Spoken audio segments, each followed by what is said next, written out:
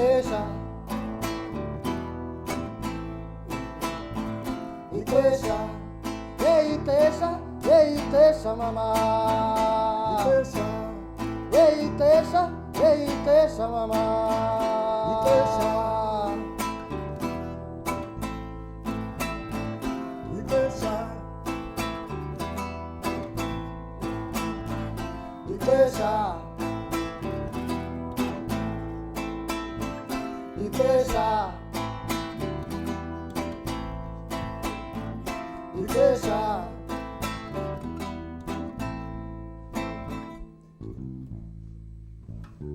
so igama lengoma ixesha. Time is everything that we move by, you know.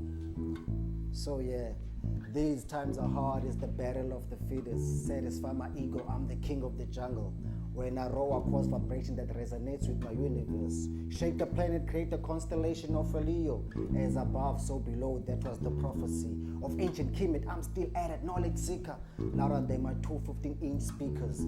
Yes, I'm a believer of ancient gods. Osiris, Osiris came from the city star, entrance of the gods. Created the human race, the first mankind that existed before time, since the dawn of time. Now we gotta move in time, slowly get tuned, move to the rhythm. Don't be late, be on time. Time is what governs nature. Time is what moves our planet. Time is the essence of life. Be patient, your time will come, whether it's today or tomorrow. Ixesha ixesha ixesha kudala lihamba ixesha soze likulinde ixesha mama ixesha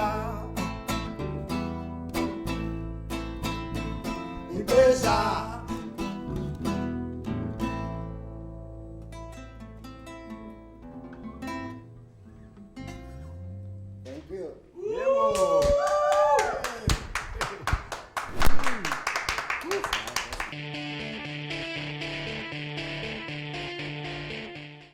Yes, guys, you're still with us on XA from 4 until 5 p.m. tonight. Today. I have no idea what happened earlier on. Apologies for that. But besides all of that, we are with Sifiso on the yellow couches, and he's going to speak to us about his journey in music. Sifiso, how are you doing? Thank you so much for being with us today. Also, I would like to take the opportunity to say thanks for the opportunity that has been given by Cape TV, and also to you guys who are doing a wonderful job. Wishing all the best in future. Thank you so much. Thank you so Firstly, can I ask igama Mpero Mfengu? Where does it come from? What does it mean?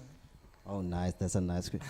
Okay, Mfero, it's like a street name, you know. Kakulekasi, you know, always have a nickname. So my nickname is Mfero, but Mfengu, it's a long story, but I'll try to maintain it short. Mfengu, it's a clan name where we come from, you know, identify ourselves in Amaxhosa. So Tina, when what differentiated from Zulu, when Zulu was there were wars and Mfekane wars, so you know, so Mfengus was always the people that were independent from those wars. Okay. So they were like, okay, we're gonna do our own things and be separated from other ethnic groups that were happening at that time during the times of colonization. Yeah. So actually the Mfengu were the ones that were the first people that built schools. They ventured into businesses in the Cape Colony, because the Cape Colony then it was Eastern Cape and Western Cape. So it was that's why I identified myself with Mfengu, because it was part of my identity of who I am. So I said then it corroborated well to be fair on Mfengu. Of course, man. And then obviously I want to know from you, when did the music bug actually bite? Because I'm sure you don't just wake up and be like, ish, I'm a musician. Yes. So how did that journey actually come about? How did it start? For me personally, I grew up in the township, and for me growing up, you know, every child is exposed to whether it's dancing, singing, or any kind of music. So for me, I wasn't aware at that time.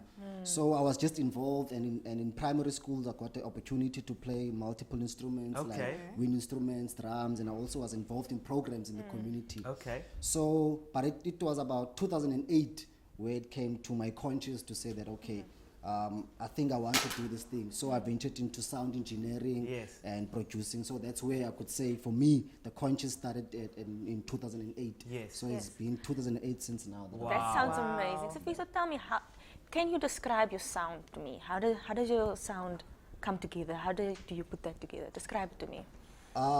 It's very broad because for me, I'm influenced by a lot of South African music, you know, from Qaqamba, you know, and also the sounds from the 1960s because we grew up in the township. Yes. So my grandmother, you know, parents used to listen to that music. So I wanted to do a world music, but that was fused with South African music.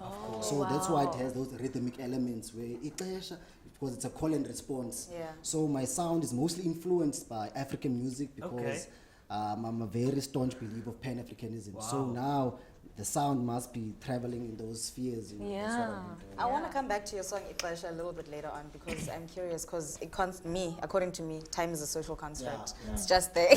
But also I wanted to know because it's very interesting that you mentioned in your description of Umfengu that it has to do with independence and those were the first people to start sort of companies and stuff like that. You are now the founder and creative director for Khumbulani Entertainment. How did that come about?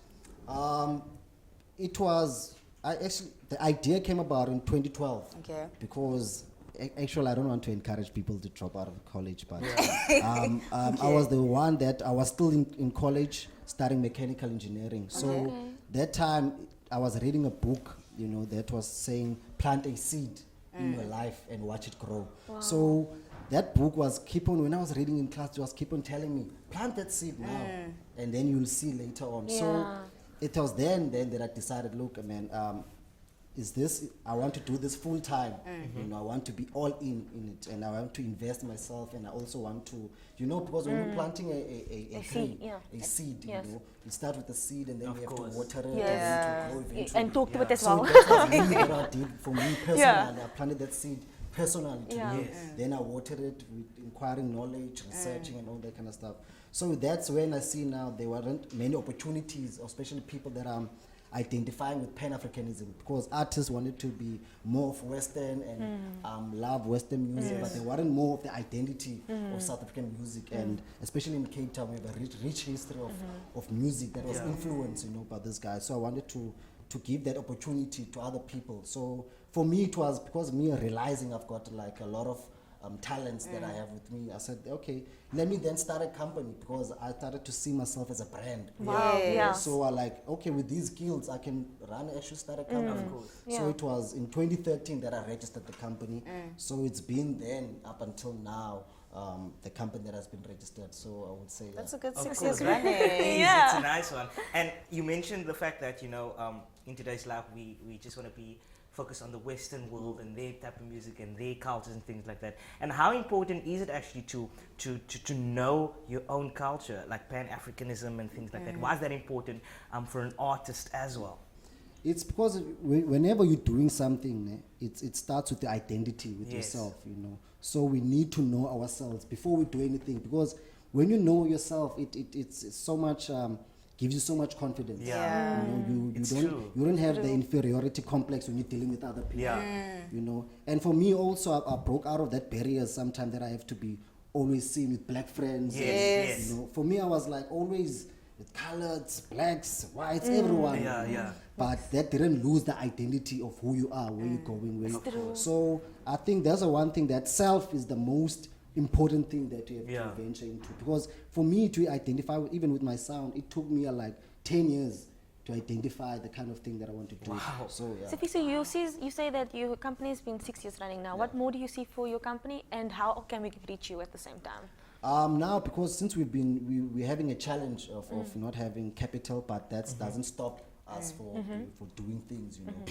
It enabled us to inquire more information, you know, research, you know. I can't be putting blame on other people. So we started like Ubuntu Jam sessions, that we're having events in the township where artists, you know, young, old, coming together, we vibe, we chill. So we created all those kind, and we've been working also with other artists, you know. So now, moving forward, we're planning to growing that market. You know, we're creating the market demand, because it's useless to be too ambitious. Of course. Because you need to put in the action. Yes. So for us, putting in the action, making the works, it is actually, and the footage that we've had, you can check us. But that's amazing because you're goal orientated though. You Yeah, have to, because driven. if you don't have a goal, then what are you chasing? Exactly. Oh wow, I say that all the time.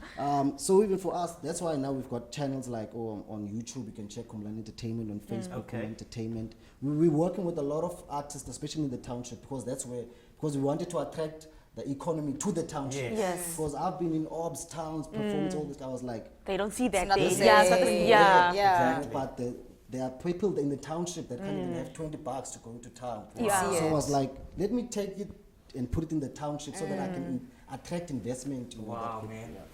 Where can Awesome, people awesome. find you if they want more information? Because there's so many things that I want to talk about, but like, You can find me on Facebook. You will get Sifiso Lutshaba, Twitter, Mferomfeng, Instagram, it's Mferomfeng or Khumbulani Entertainment. But if you go there, you only see a spectrum of what's there. So I think the more you get to know me personally, then Of course. you'll Of course. get to know me. Yes, Thank you Mema, so thanks so much. much. Yeah. Thanks very much for the opportunity. I'm Yeah, very touched. Can we vibe?